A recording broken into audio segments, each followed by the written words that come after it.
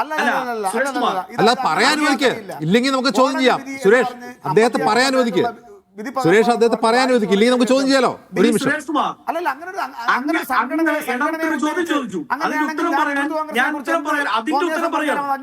ഞാൻ പറഞ്ഞു വന്ന വഴിയിൽ നിന്ന് മാറി അങ്ങയുടെ ചോദ്യത്തിന്റെ ഉത്തരം പറയാൻ വരുമ്പോ അത് കേൾക്കാനുള്ള മര്യാദ കാണിക്കുക എന്നുള്ളത് ഒരു ശരി. അത് ഉദ്ധരിക്കൂ വസന്ത്.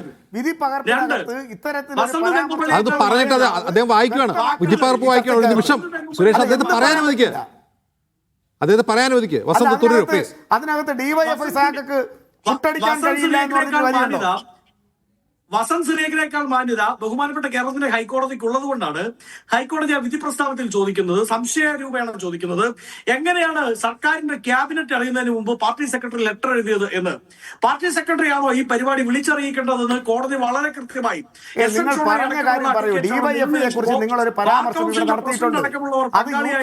പാർട്ടി സെക്രട്ടറിയെ പറ്റി നടത്തിയ പരാമർശത്തെ കുറിച്ചാണ് സുരേഷ് പറയുന്നത്. നോക്കൂ, നമ്മളൊരു ചർച്ചയിൽ പങ്കെടുക്കുമ്പോൾ എക്സാക്ട് വാക്കുകളെ ഉപയോഗിക്കാവൂ. അങ്ങനെയല്ലോ. പാർട്ടി സെക്രട്ടറി എങ്ങനെ കത്തെഴുതിയെന്ന് ഹൈക്കോടതി ചോദിക്കുമ്പോൾ ഇത് പാർട്ടി സംവിധാനമാണോ എന്നാണ് ഹൈക്കോടതി ചോദിക്കുന്നത്. അല്ല, അതിന് ഡിവൈഎഫ്ഐ എന്ന് പറഞ്ഞ CPM എന്ന് പറഞ്ഞതിൽ കാര്യമില്ല. ഇങ്ങനെ ഒരു സർക്കാർ പരിപാടിക്ക് എങ്ങനെയാണ് പാർട്ടി സെക്രട്ടറി കത്തെഴുതുമെന്ന് ചോദിക്കുകയാണ് കോടതി. ആ വിധിപ്പകർപ്പ് അത് ഉദ്ധരിച്ചില്ല. വിധിപ്പകർപ്പ് ഇപ്പോഴാണ് ഉദ്ധരിക്കുന്നത്. വിധിപ്പകർപ്പിൽ മുമ്പാണ് പറഞ്ഞത്. അതിൽ DYFI ആണോ CPM ആണോ എന്നുള്ള തർക്കമല്ല. പാർട്ടി സെക്രട്ടറി എങ്ങനെ കത്തെഴുതുന്നത് ഹൈക്കോടതി ചോദിച്ചാണ്. വിധിപ്പകർപ്പ് ഉദ്ധരിച്ചുകൊണ്ട് വിധത്തിൽ അദ്ദേഹം ഒരു പരാമർശം നടത്തിയിട്ടുണ്ട്. ഞാനും താങ്കളും എന്നാൽ വസന്ത്, ആ DYFI എന്ന് മാറ്റി CPM എന്ന് അയക്കോ. വസന്ത് ഒരു നിമിഷം. വസന്ത് ഒരു നിമിഷം. വസന്ത് അത് പിൻവലിക്കുക. ആ പരാമർശം പിൻവലിച്ചാൽ CPM എന്നാക്കിയോ. ഓക്കെ ആയില്ലേ?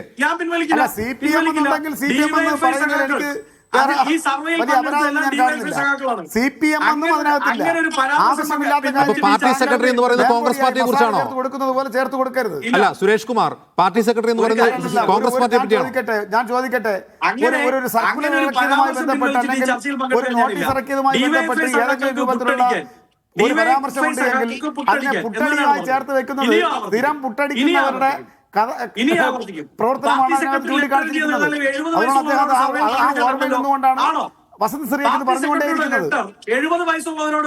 70 വയസ്സുള്ളവരോട് സർവേ പങ്കെടുക്കാനാണോ? അല്ലല്ലോ. അത് യുവാക്കളായ പ്രവർത്തകരോട് സർവേയിൽ പങ്കെടുക്കാനാണ്.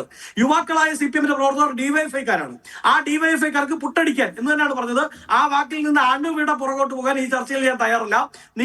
അജിംസ് അനുവദിച്ചാൽ ഈ ചർച്ചയിൽ നിന്ന് ഞാൻ ഒഴിവാകാം. പക്ഷെ എന്റെ സ്റ്റേറ്റ്മെന്റ് പിൻവലിക്കില്ല. ബഹുമാനപ്പെട്ട കേരളത്തിന്റെ ഹൈക്കോടതി പെൺകുട്ടിയുടെ കയ്യിൽ നിന്നും ചൂരൽമല മുണ്ടക്കൈ ദുരന്തബാധിതരുടെ പേരിൽ പണം വാങ്ങി തട്ടിപ്പ് നടത്തിയ നേതാവിന് ഒത്താശ പാടുന്ന ആളാണ് നിങ്ങൾ. അതുകൊണ്ടാണ് നിങ്ങൾ ഇങ്ങനെ DYFIയെ പ്രത്യക്ഷമായി പരോക്ഷമായി ആക്ഷേപിക്കുന്നത്. ഒരു പെൺകുട്ടിയെ പരിചയപ്പെട്ടിട്ട് ചൂരൽമല മുണ്ടക്കൈ ദുരന്തബാധിതരുടെ പേരിൽ പണം അപഹരിച്ചെടുത്തയാളാണ്. ചെരുപ്പ് വാങ്ങാൻ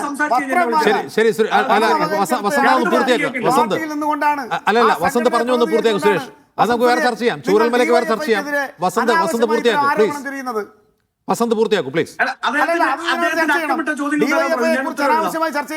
DYFI അല്ല, പാർട്ടി സെക്രട്ടറി യുവാക്കളായ പ്രവർത്തകരോട് സർവേക്ക് ഇറങ്ങാൻ ആവശ്യപ്പെട്ട് കത്തെഴുതിയാൽ അത് പിന്നെ DYFIക്കാരെ കുറിച്ചാണെന്ന് പ്രത്യേകം പറയണോ ഹൈക്കോടതി? അങ്ങനെ പറയണോ സുരേഷ്?